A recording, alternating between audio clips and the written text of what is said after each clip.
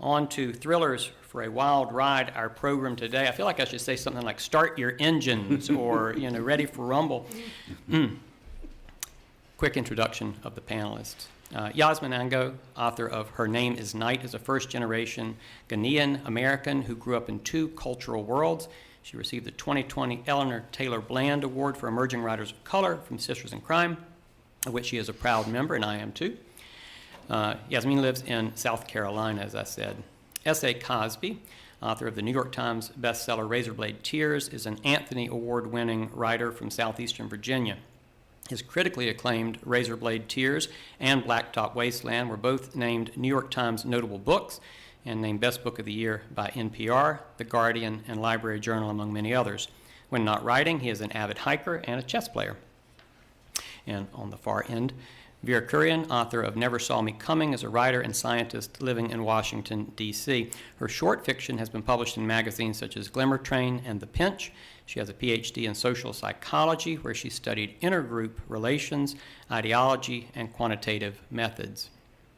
I am Art Taylor, a professor at George Mason University, just up the road, and the author most recently of the story collection The Boy Detective and The Summer of '74 and Other Tales of Suspense. I don't know why I'm reading this. I should know it without having to read it.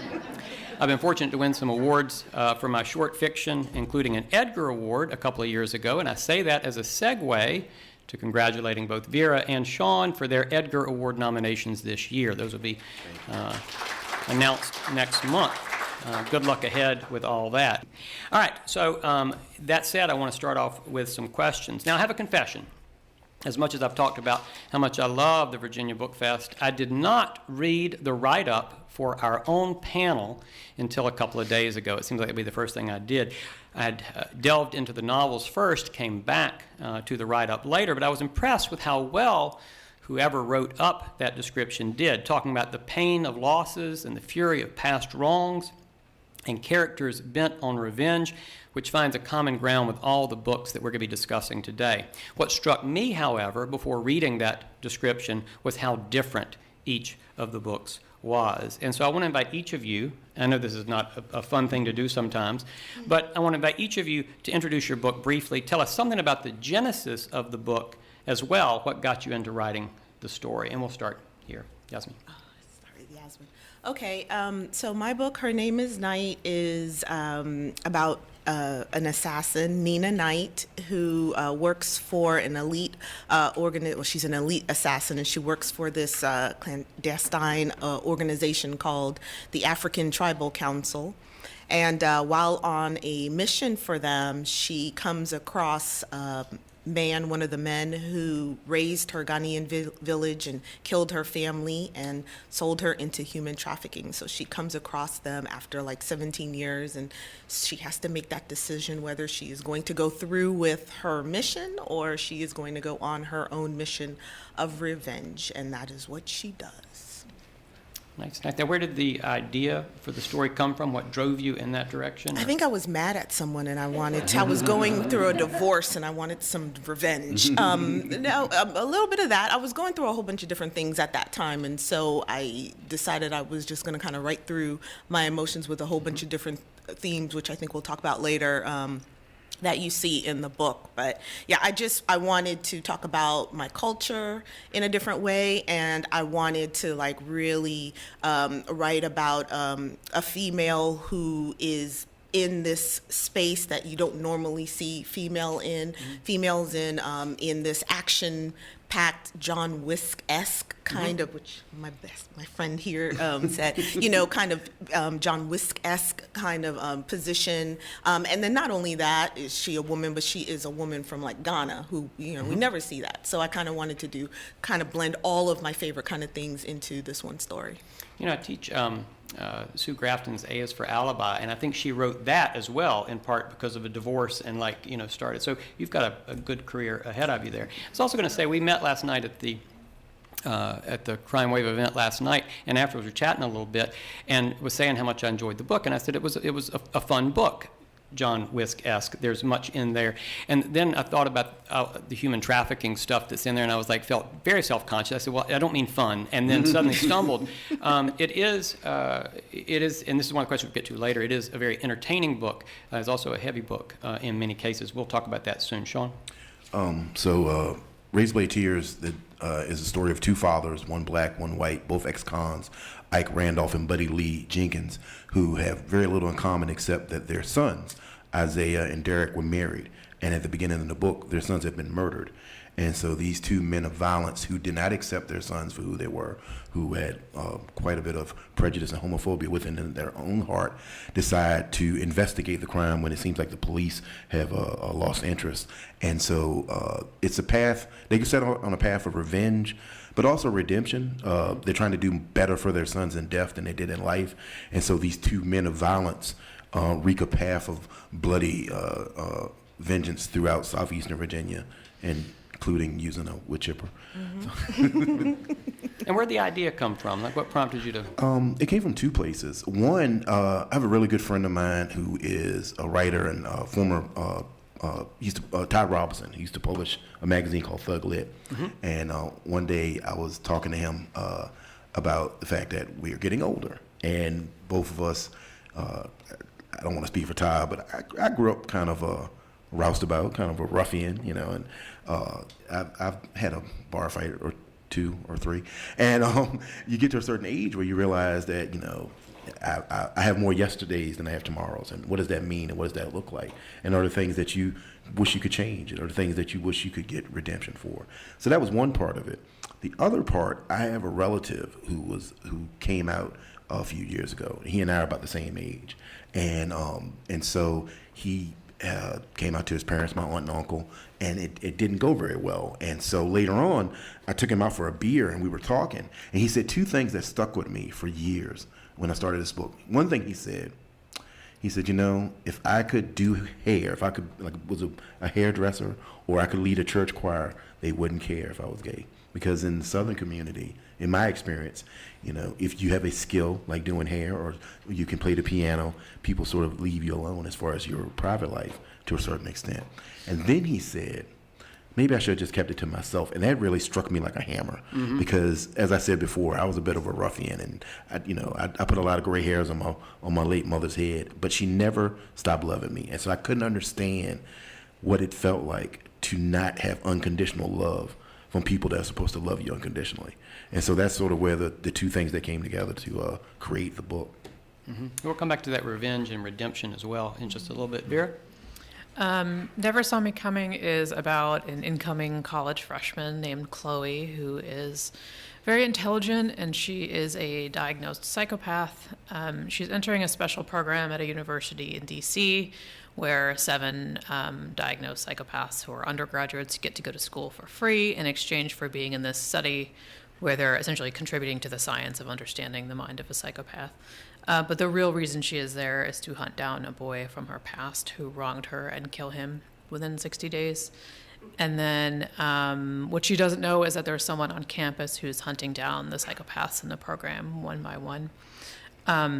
The impetus for the book, I think, was kind of a combination of two things. One was that I had been reading a lot of thrillers where I felt like the female lead was sort of like a wet dish rag, like married to a mysterious man, and she doesn't ask him probing questions like, where were you last night? No, really, where were you?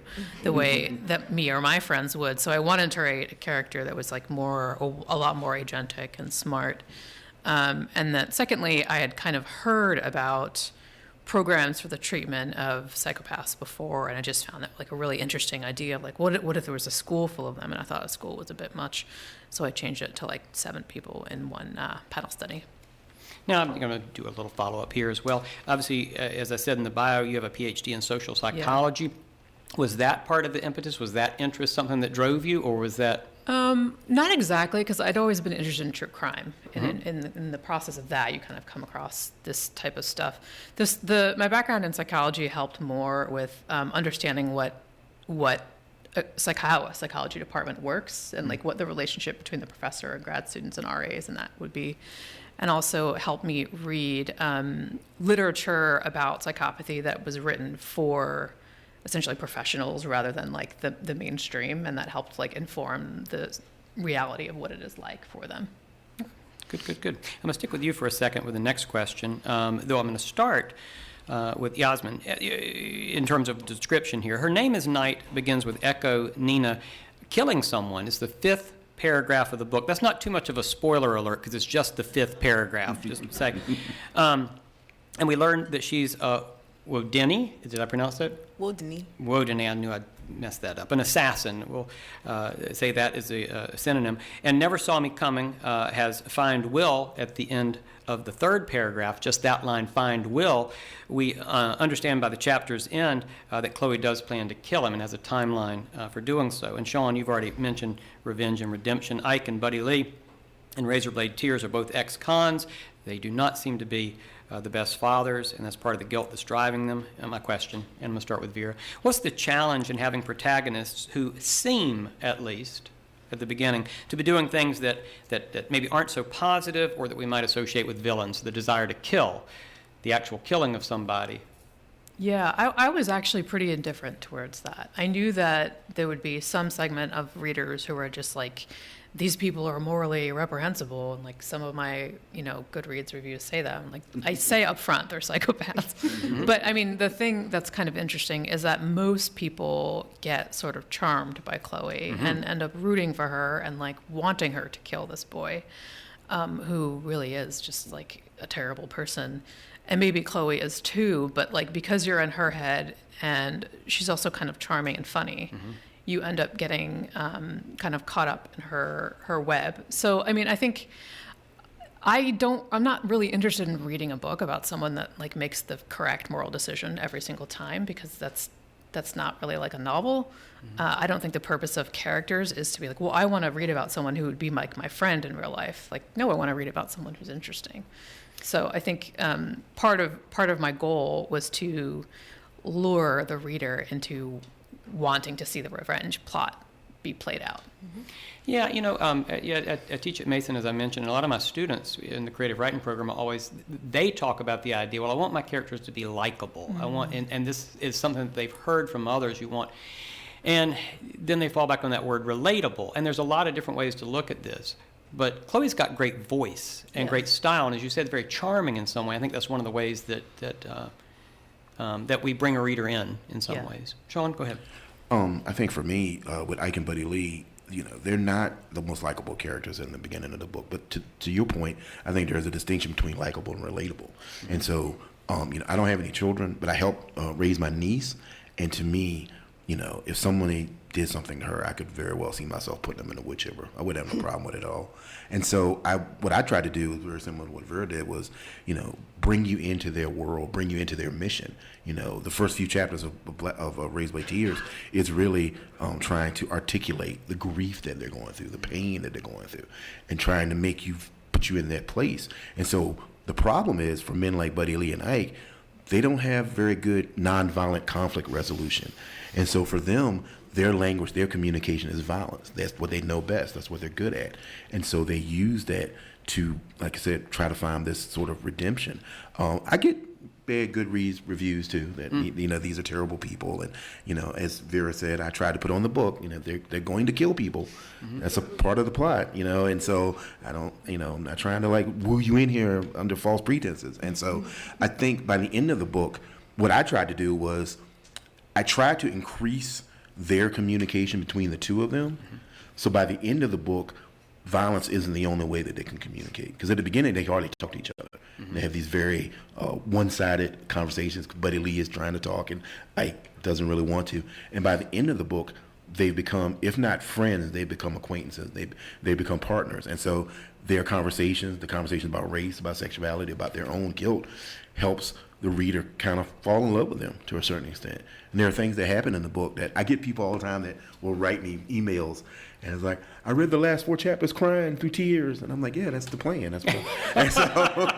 and so that's how you bring them in. You make people fall in love with these characters, even though they can be brutal. Ike especially can be. Buddy Lee gets the funny lines, but Ike gets the serious threats. And Ike has got to wait. You know, you talk about like these people, they know how to use violence. But Ike clearly is conflicted about this. He's like, I am not going back there. What I did, I'm not. And yet then I am, but I'm not. You know, I mean, there's that inner conflict. And you know what's funny about that? My editor, when we were going through the book, she really wanted me to speed that up. And I said, no. I felt like you need to make that a conversation that he has with himself. You need to make that, like you said, a weight that he's willing to put back on. If he just jumped right into it, I think the character wouldn't be as believable or as relatable.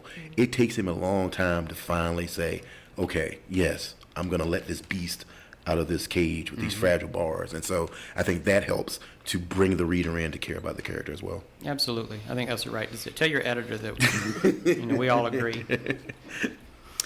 Yasmin. Oh, I was so busy listening to them, I forgot the question. Oh, yeah.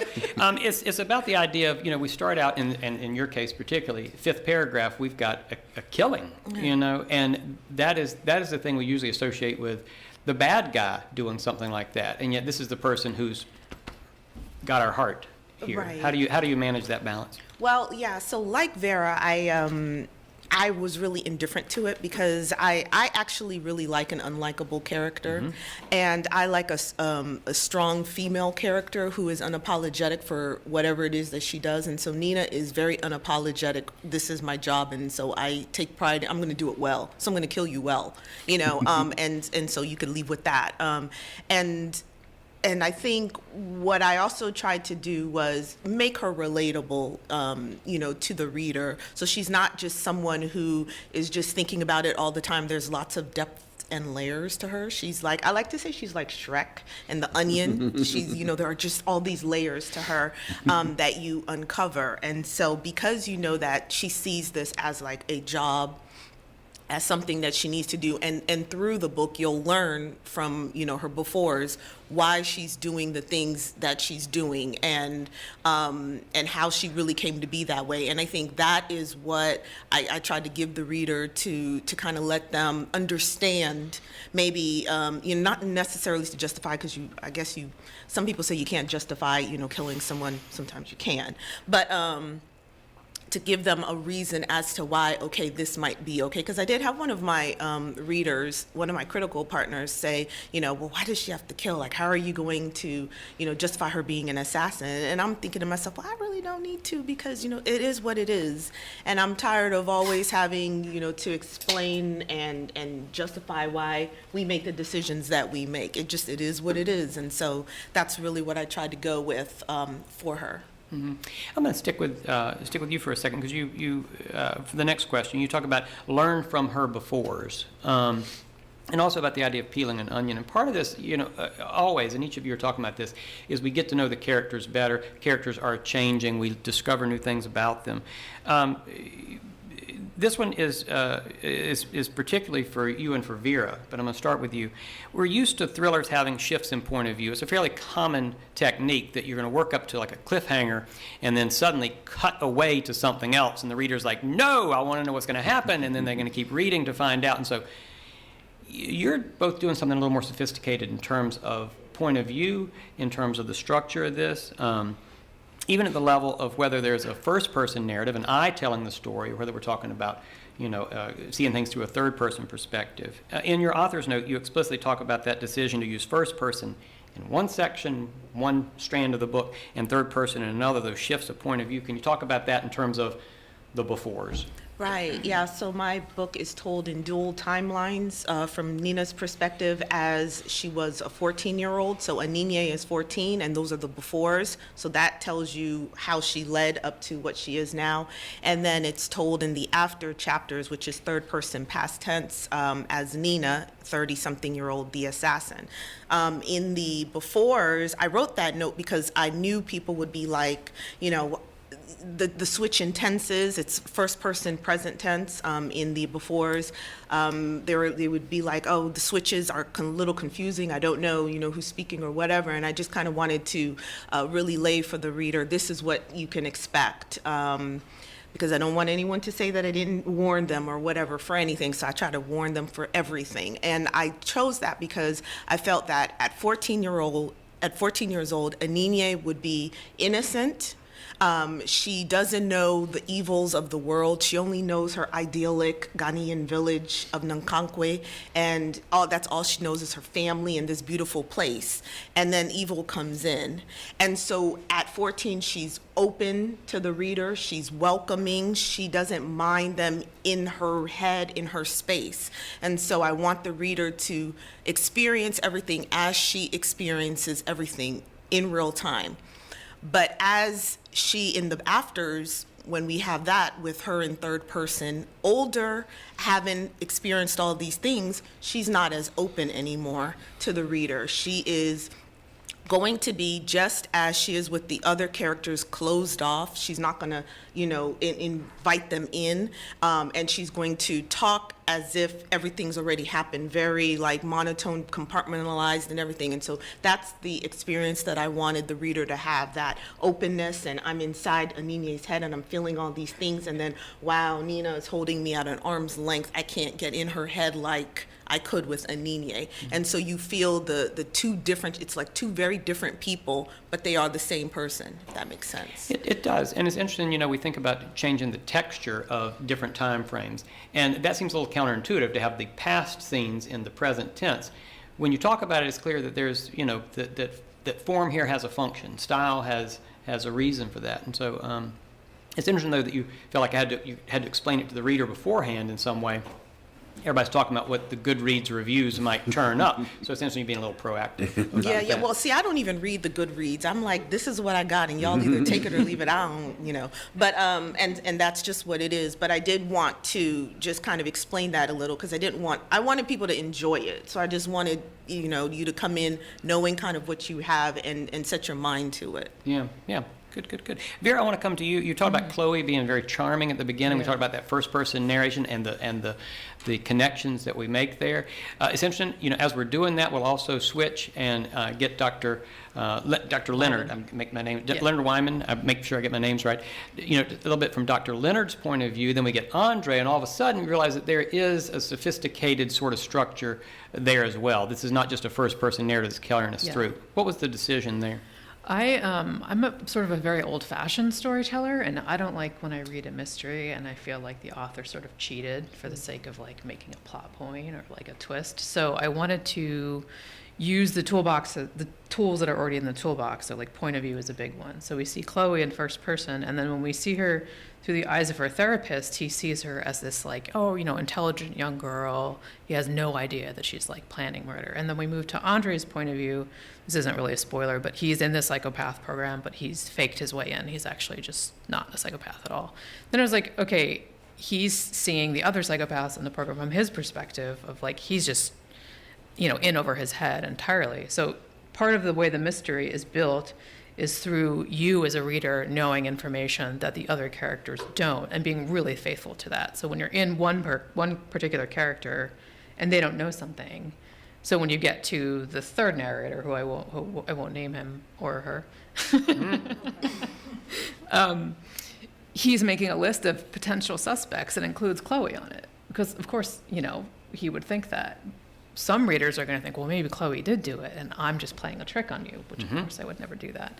But I wanted to use the point of view to move the plot along, but also to show different reflections of different people and their motivations. Yeah, good. Now, Sean, yours is a little more traditional in some way because you're not shifting from first person to third person from, in this sort of thing. But we also got, Ike's perspective, we got Buddy Lee's perspective, and then all of a sudden we've got some behind the scenes, what else is going on. Tell me a little bit about how you... Yeah, so I wanted to give both Ike and Buddy Lee time on screen, so to speak, because I wanted to come at it from both their points of view, because I write Southern fiction, Southern rural noir fiction, and a lot, the four pillars of Southern fiction are race, class, sex, and religion. And so I wanted to kind of look at those things through both of those character's eyes, through Ike as a black man, an ex-con who's really made a good life for himself after getting out of prison. He started a business, he put his son through college with that business. And those are the things he thinks makes him a good father, because he provided. But he's not really a good father because he never accepted his son for who he was. With Buddy Lee, he's someone who doesn't understand, there's a conversation that he and Ike have where he doesn't understand that he has a certain privilege, and there's a conversation where him and Ike are talking about he wants Ike's truck, and Ike's like, yeah, you can have the truck, but then you're going to get pulled over 2-3 times a month. You can have the truck, but you're not going to be able to get a loan. And so he explains his point of view, and so I wanted to give voice to both of those point of view. I think, especially when you write about the South, there is a dichotomy that exists in the communities in the South.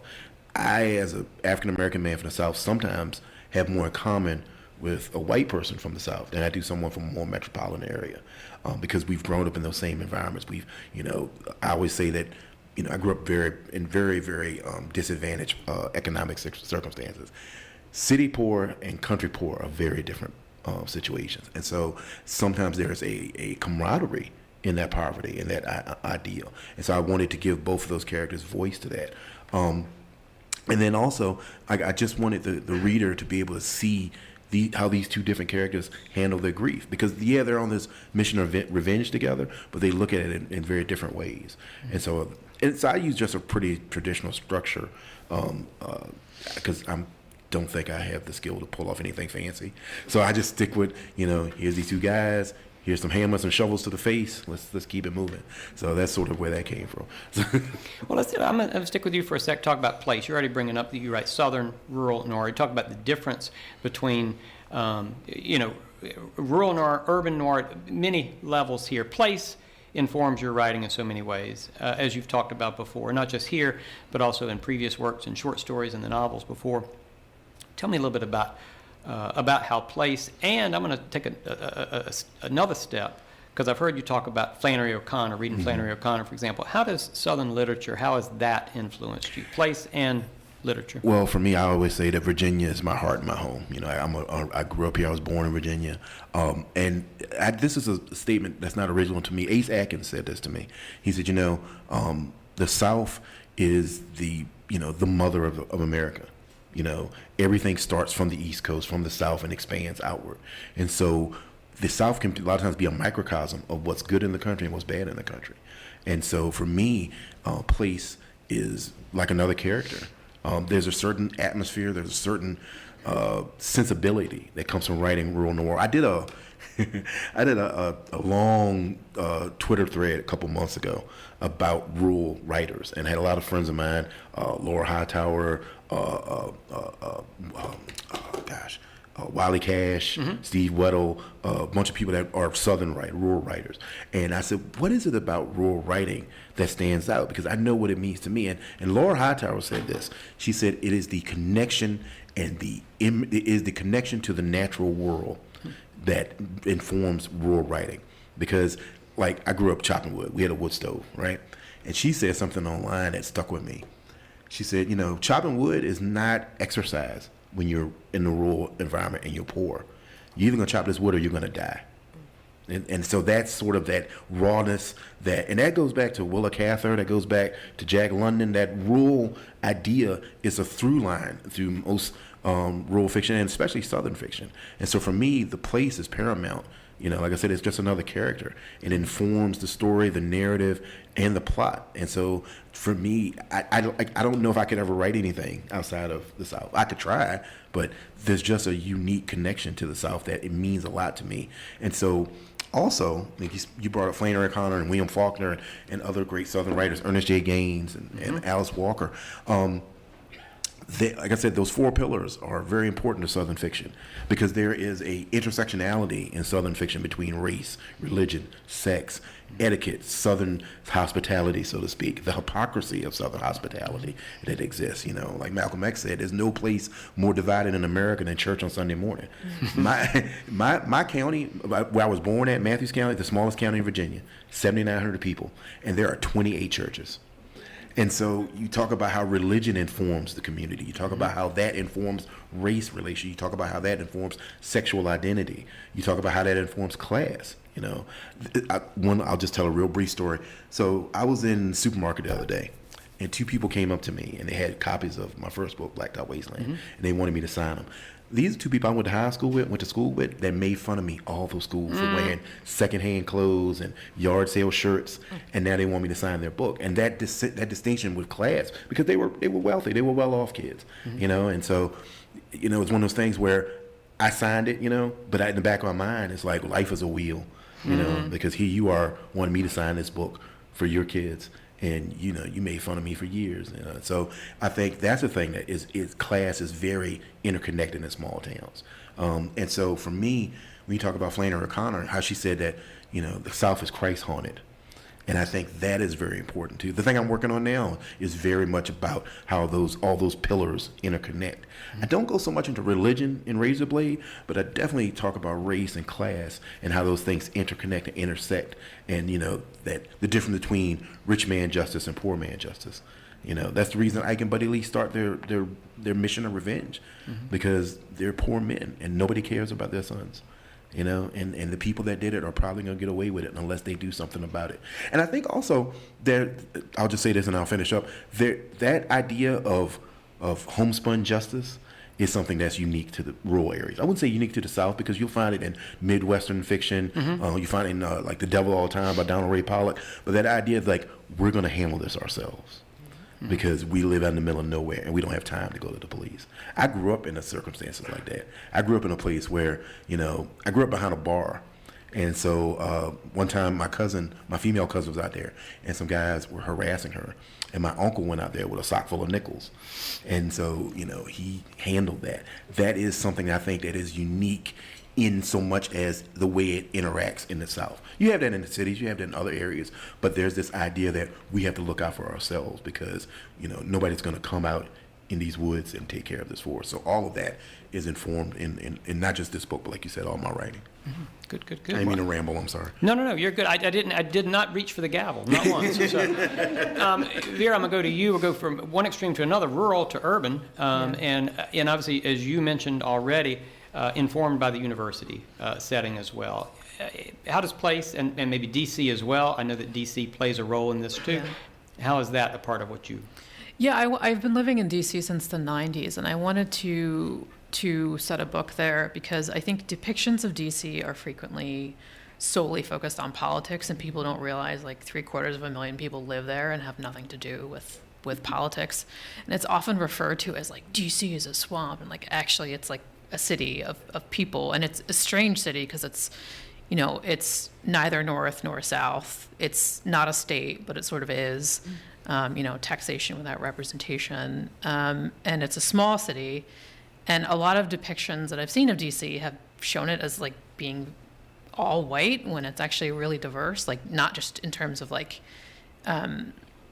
race, but people from all around the world live there, you know, whether it's diplomats or just people, you know, down the street from you speaking another language.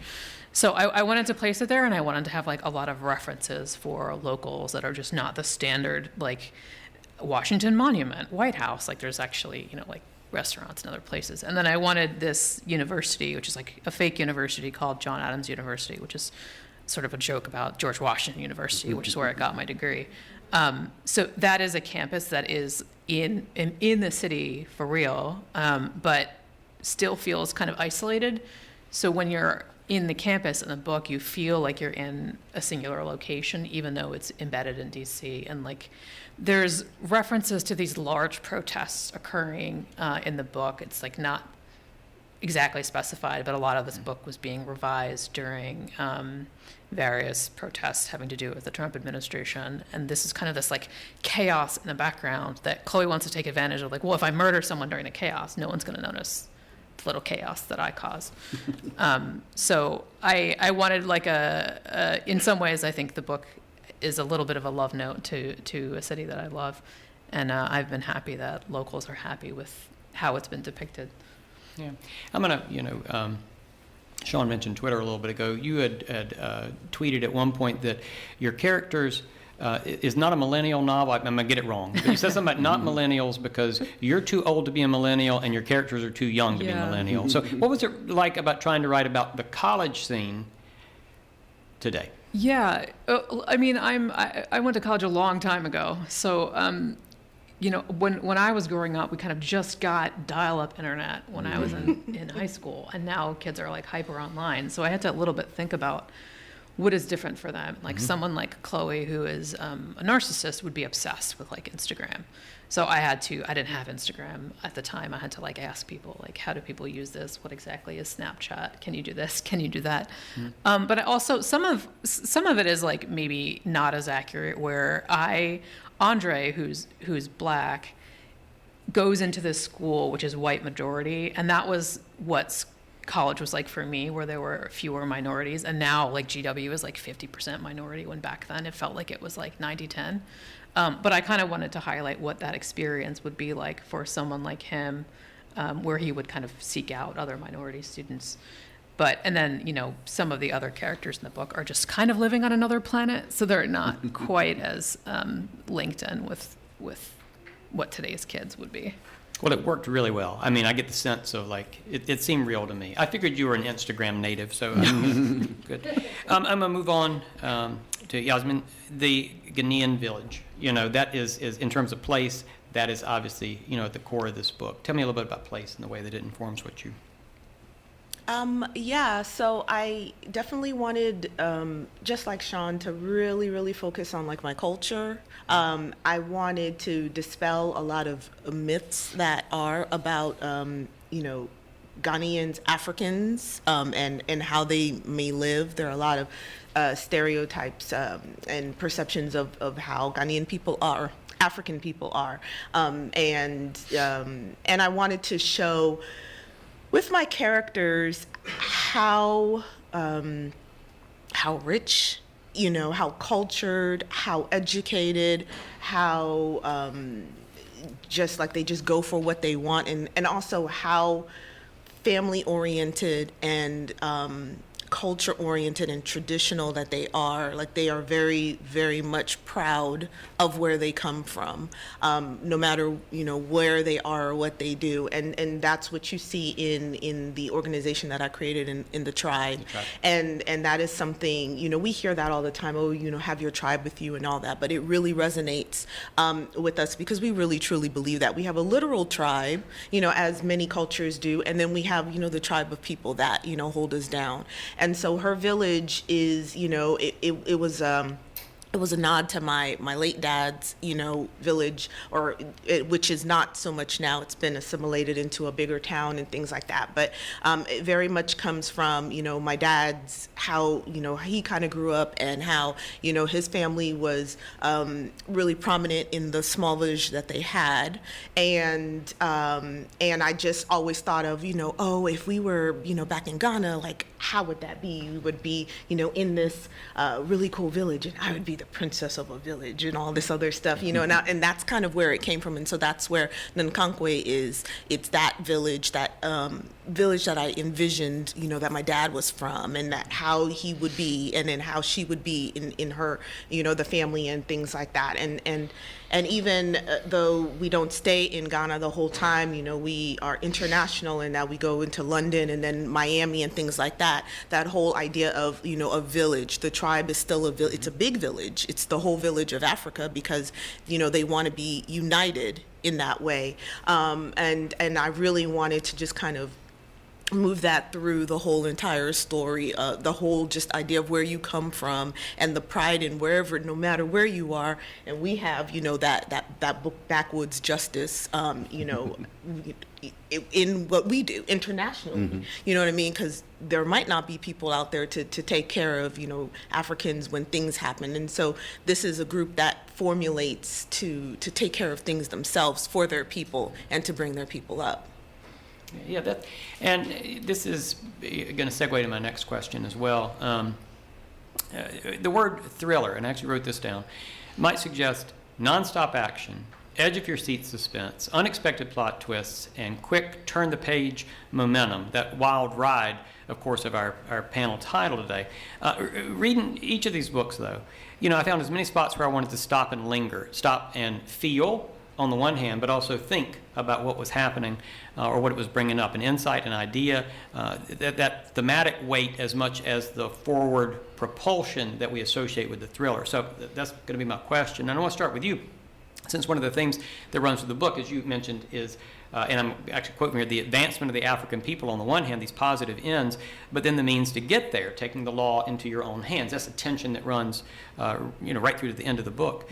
My question, how do you balance that fast-moving plot with a kind of thematic thoughtfulness about things? Thoughtfulness both in terms of what's happening in the book, but also thoughtfulness that you want to deliver and let the reader engage into. Yeah, so I'm a Pisces, and so if anyone knows Me Pisces, too, happy birthday. Hey, we are some deep thinkers, and so we're always thinking about something and like really lamenting, the woes of like the world and whatever. And so when I'm watching something, a good story to me is a story that not only keeps me like, it's fast paced and it's energized, but it's something that really gives me, like you said, to really sit and ponder and think about and be like, oh my goodness. And that's what I kind of wanted in my story. I was going through, like I said, all of these different things, and I wanted to talk about like all of these different things, but I wanted it to be presented in a way that was also fast-paced. And I remember when I wrote it, because it was like my first like real thriller, and I just wanted it to be so just badass and all that. And our friend Kelly Garrett, I was like, Kelly, do you know a guy who could read my book? And like, I need him to vouch, like, not that I care like what men think, but actually this time I care what men think. And I just need him to like, tell me that it's like a guy would read it and not be like, oh, this is a chick book or whatever, right? And so she said, yeah, I've got a friend, S.A. Cosby, and he'll read it, but like, just side note, he could be very harsh. And I'm like, that's okay, I can take it, because I taught in 7th through 12th grades, and so I can take it, or whatever. And I sent him some, and he graciously said he would read some chapters. And so he read it, and he like came back to me and was like, yeah, this is good. And he gave it, and I was like, yes. And I was just so proud, because that's what I wanted to do. I didn't want to write a book that just sounded like a girl, trying to do all these things. I wanted it to be just as entertaining for everybody. It doesn't matter the color, it doesn't matter. And so any of those different and thought-provoking things that I talk about, and I talk about a lot of stuff, family, tribes, human trafficking, like there's a lot of dark things going on in this book, and I wanted to be able to talk about like the things that you would see in like a women's fiction. So it's kind of like a genre blend, but I also wanted it to be in something that is like an action thriller suspense kind of thing. So that's what I was trying to go for, and that's why you'll have those moments where it's like heart pounding, and then those moments where you're just like, wow, and then those moments where hopefully at the end you're just like, oh my gosh, Right. So. Sean's talked about bar fights, and you're talking about Kelly saying he's harsh. I always think it was a big teddy bear. So I'm learning new things here. I'm not harsh. I'm a sea brick. Move on to Sean. Sean, you already talked about these 4 pillars: the race, the sex, the class, the religion. Not so much religion in this, but certainly touching on a lot of those themes in Razorblade Tears and in all your fiction. So how do you manage that as well? Forward propulsion? Yeah, I think I was very lucky about 10 years ago to go to a lecture that Walter Mosley did at University of William & Mary. And he said, if you're going to write a detective novel or a thriller or whatever, you have to come up with things that your characters are doing when they're not detecting, when they're not in the throes of the thriller. He said, because it's going to get really boring really quick. He said, I don't care how exciting you think it is. He said, he made the allusion to, it's like being on a roller coaster that's all up. There's no dips. He said you have to have dips. You have to have quiet time. And so when I started writing Razorblade, like anybody that's read or is familiar with my first major title publisher book, Blacktop Wasteland, that story is just 100 miles an hour, just straight through. It's and I did that on purpose. I wanted the story I didn't want to give the reader time to breathe. There's very few moments of contemplation in that story. Whereas this, I was wanting people to stop and think. I wanted to give both Ike and Buddy Lee time for them to think about what they're doing and how they're progressing. And I wanted the reader to have time. There's, because it's in the South and in the rural area, they spend a lot of time driving, because anybody that lives in a rural area, it takes a long time to get anywhere. So I did that on purpose, though. I wanted them to be in this enclosed space in the truck, so they have to talk. They have to have difficult conversations that we're not having, honestly, in public nowadays, about race, about sexuality, about their tragic and toxic masculinity, what it means. And so those moments are are important to me because those are the moments where the message, quote unquote, of the book comes from. But you can't do that for 300 pages because nobody wants a 300-page sermon. And so you have to offset those with, wood chippers and bombs and bush axes and stuff like that. Yeah. And so, when you do that, you create the roller coaster. And that's, to me, the basis of a thriller, which is different than a mystery. I think with Vera's book, I think that is a little more difficult to pull off, which I'm trying to do now with a book that I'm working on. And if I had hair, I'd be pulling it out. But but that's where that comes from. You want to have the ebb and the flow that hopefully keeps readers engaged and want to get to the end. Yeah. Vera, we talk about thematic weight, and obviously psychopathy and some of the questions about that, and the whether this study should even be going on, this group of students. What kind of themes did you find yourself working with, or was it just I want to tell an entertaining story? I think the psychopathy thing raises an interesting question of who are the bad guys in this book, and are they the psychopaths? One of the things that's discussed is that most serial killers aren't psychopaths, which most people think that they are. I think it's really clear when you read this book that this is a book about female rage, though, more than anything else. I was very much thinking about Brock Turner and Chanel Miller and what happened there. And I was doing the first major revision of this book during the hearings for Brett Kavanaugh.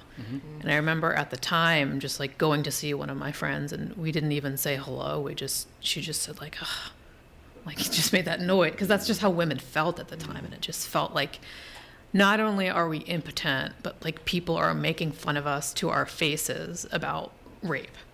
And that is something I wanted captured in the background of this book, where Chloe is someone that actually does something about it, whereas most of us can't. But, I think I would describe my book as more of a fun book and a funny book, but there's this subtext to it where there are these underlying issues where I'm not going to give you, a lecture about how it's weird to be the brown kid in an all-white school, but that's kind of the subtext of some of what's going on with Andre, or things about mental health and the study, and then the kind of female rage thing where she's very matter-of-fact about it, of the way that she moves about the world, manipulating people, because she never says the word patriarchy, but it totally is something that she is understanding and using to her advantage. Certainly aware of, absolutely. I'm watching the time. I did have another question, but I want to go ahead now to Q&A. If any of the audience members have a question, I will repeat the question. If you have one, just raise your hand. Go ahead. I was just curious, Sean, both of your we'll call them your big books struck me as that would make very good screenplays. Is that any of that in the offing? Okay, I'm going to repeat it real quick. Just is there screenplays in the offing for Sean's books? Yeah. And just for the live stream. Go ahead. Both of them have been optioned for movies. And then my first novel, which was published by an independent publisher, shout out to Intrigue Publishing out of Baltimore, Maryland. Great folks, Austin Camacho. That book I just had a meeting about that being an option for a TV, limited streaming TV series. No, hot dog. So, yeah. So I'm not involved in none of that, though, because I think it was Clint Eastwood that said a man has to know his limitations. So I don't think I'm going to write it right to screenplay, but it's very interesting and pretty cool. I got to talk to Jared Bruckheimer on a Zoom call, which was crazy. Oh, wow. I'll tell you a funny story about that real quick. So we're on a Zoom call, and we're talking about the rights, the option rights, how much they want to pay us, and so we're talking and talking and talking. And when you go on these Zoom calls, these producers, they tell you, they tell you farts smell like cotton candy. And so they're trying to really get you hyped about it. And so he was on the Zoom call, but he didn't say anything for the first 20 minutes. And then my agent was on the phone texting me, tell me what they say. And so we're talking back and forth. And finally, he cleared his throat, and he was like, how much money is it going to take for us to be in business together? And so I text my agent. I was like, he wants to know how much money. So my agent texts me back, and I'm holding the phone down, not but looking at the screen. And he texts me back. He's like, say this number. So we said this god-awful number, this enormous number, right? He's like, say this. They'll never go for it, and then we'll negotiate down. I'm like, all right, gotcha. So I said, well, Mr. Bruckheimer, sir, it's going to take ... He's like, okay. He did not blink. I was like, oh my God. I would have asked for more if I knew you were going to do that. Jesus Christ. So that's in the offering right now. The script for Blacktop has been written. I read it, and it's weird. It's like letting somebody in your house and they cook in your kitchen. Oh yeah. And but it's different and it's interesting. So I got to read it. They cut some stuff out that I liked, but but they paid me too, so it's all right. But yeah, so hopefully the Razorblade is probably supposed to be starting filming this year. Oh, and I got to talk to Matthew McConaughey too. Oh man. Yeah, he was at one point I guess interested in playing Buddy Lee, and he wanted to talk to me. And my agent set it up, but he didn't tell me who it was. He was like, just go to this link and click on it at 3:00. And Surprise. I'm like, okay. And so I go there and it's him. And I'm like, oh my God, I'm so glad my wife not here because she would like push me out of the way to talk to me. So he was very nice. And then we talked for like 5 minutes. And then at the end, I was like, are you going to say the thing? And he was like, what thing? I said, you know the thing. And he was like, all right. That's funny. All right, Vera, Yasmin, anything to add? I don't know if film people are after you. So. I was optioned like a month after the book rights sold, and it's currently there are meetings happening right now. Oh, good. So we'll see. Yeah, Yasmin. Yeah, I was optioned as well. Actually, like a week after I got my book deal. Oh, nice. So and like the biggest question was, how did you guys get the manuscript? Because it's not even, but yeah. So and it's just like Sean said, they do like say a whole lot of things, and the Hollywood people are like big Hollywood people, and they're just like really big, and they say a lot of things. But it was. And you're just like, oh my gosh, I can't believe like I'm talking to you and things like that. So yeah, we did go with someone, and they are in the process of writing the screenplay now. So I'm looking forward to reading it, and just like Sean said, it's someone else cooking in the house, and so I'm just trying to see like what are they going to come up with, and try to keep quiet and just be like, thank you, okay, and just see how it is. So yeah. Well, good luck in all cases. Thank you. Another question. Or two in the back. Yep. My question is for Mr. Cosby. I'm wondering how you see yourself in your characters and how you embed your personal narratives, your personal experiences in the characters. Okay, the question is about how you see yourself in your characters and embed yourself in your characters. And Mr. Cosby, I also appreciated that. Yeah, that's my daddy. I don't think I do see myself in my characters. My characters are independent of me. There are parts of my characters that are based on things I know or things I've done. I used to say, like, my first book is a detective book, My Darkest Prayer, and I used to say that the character in that, Nathan, is me, but he's 10 times cooler. But with like Blacktop and with Razorblade, I don't think that I have that much in common with my characters, except that I come from the same place they do, and so I understand what that means. Like, there's a line in a book I wrote where there's a character talking about being really poor is being afraid of the phone ringing. Because when the phone rings, it's a bill, or somebody's in trouble, or somebody's in the hospital, and you have to decide between the light bill and buying cough medicine. And so that's something I experienced growing up. But not all my characters, there's some characters in here that have some money, and there's some characters here who are living a good life. And so, I think I do try to impart being a son of the South. One thing I'll say about that too, I had I'll screw it. I had a publisher that rejected one of my books, right? And they said, let me rephrase, I don't believe that type of activities take place in the South. And he said, I don't think that people are interested in a Southern novel that is led by like a small minority community. And so for me, the South is not the sole provenance of like neo-Confederate apologists or a one type of person. It is a multiplicity of people. And every word I write is my attempt in ways both overt and subtle to ground that idea of the lost cause into the dirt. Every scrap of land that somebody today walks on that waves a Confederate flag, somebody that looks like me has bled and died and worked on it. So the South belongs to us just as much as anybody else. And so when I talk about what parts of myself that are in the book, those are the parts that are in the books. To paraphrase James Baldwin, I love the South. I love growing up in the South. There's no place I'd rather be. But because I love the South, I reserve the right to criticize her because I know that she can be a better version of herself because this ain't it. Yasmin, you had talked about the village in the book. You talked about your father's village. I turn the same question on you. How do you see yourself in the characters in your book, or do you? Yeah, I don't see myself in those characters necessarily, but definitely in the things, the experiences that they may have. Now I haven't killed anyone. Okay, so I don't mean that or any of that other stuff, but like in the relationship kind of aspect of it. So when Nina is, she's got her biological family, she has found family, and so, when I relocated to South Carolina, I had to find a family there who, I could, call my tribe or whatever. Relationships between fathers and daughters, because I really cherished the one that I had, and, between sisters and things like that. And so, and even most of all, being a survivor, because though she goes through all these traumatic things, the trauma isn't her story. Her story is about her surviving these things and rebuilding her life and her getting her power back.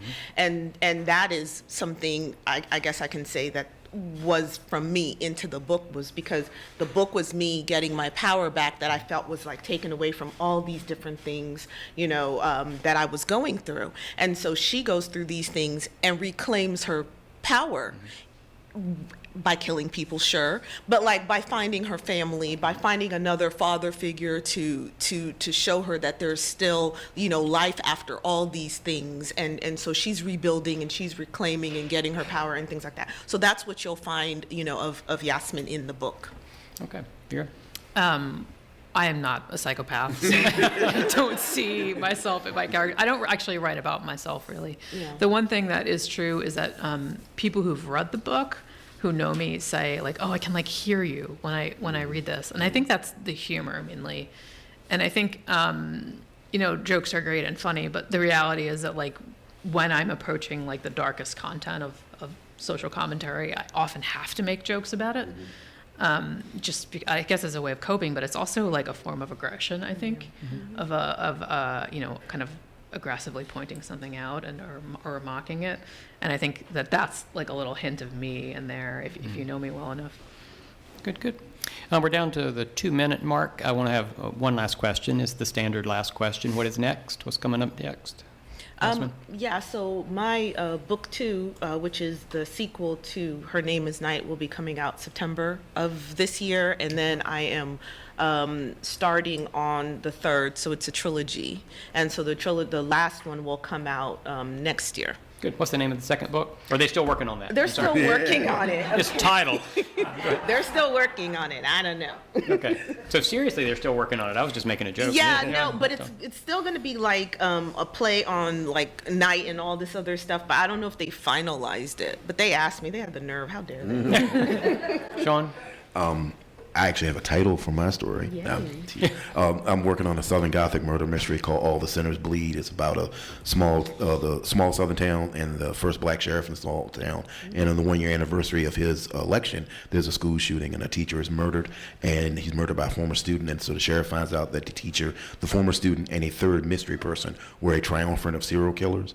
And so he decides to try to figure out who the third person is, while at the same time dealing with a far-right parade that's playing for his small town. So normal family fun stuff. A slow beginning there. Yeah. Vera, what's next for you? I'm working on a mystery with some supernatural elements about it's sort of an homage to Stephen King's It, about a group of kids in the 90s who witness a mass murder, which involves this like charismatic pastor at a mega church who they end up killing. And then they have to go back 20 years later because he has reappeared, even though they definitely killed him. So you need to investigate that. Okay. All right. Well, this has been a real joy for me. I hope folks have enjoyed it as well. Please join me in thanking Yasmin, Sean, and Vera for their comments.